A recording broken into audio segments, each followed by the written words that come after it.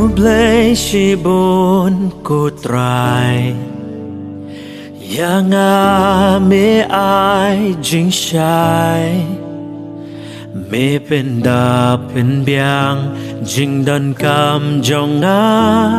Yang me I chi sha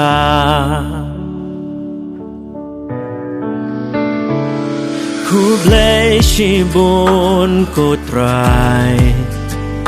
Yang me ai jing shai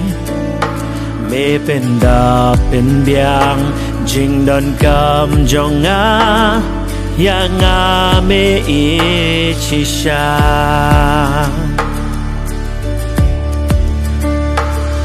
Hublay shibun jisu Yang me ai kerku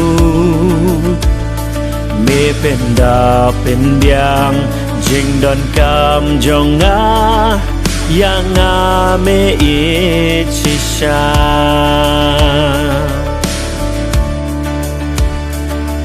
Hublay shibun ko pa Mele ki kam pela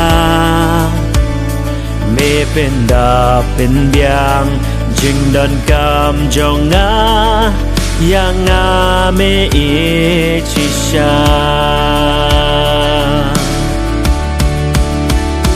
Me penda pen biang jing don kam jong Yang me I chi sha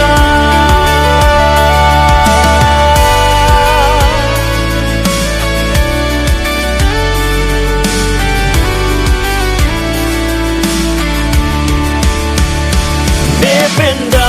pen biang jing don kam jong Yang me I chi sha Me penda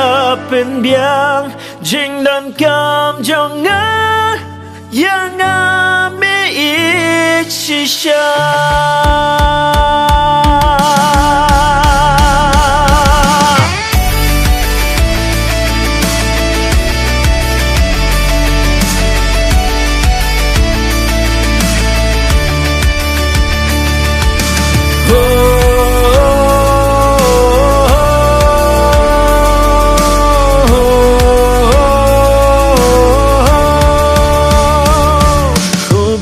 Shibun mensi Yang me ai pende Me penda pen biang jing don kam jong Yang me I chi sha Me penda pen biang jing don kam jong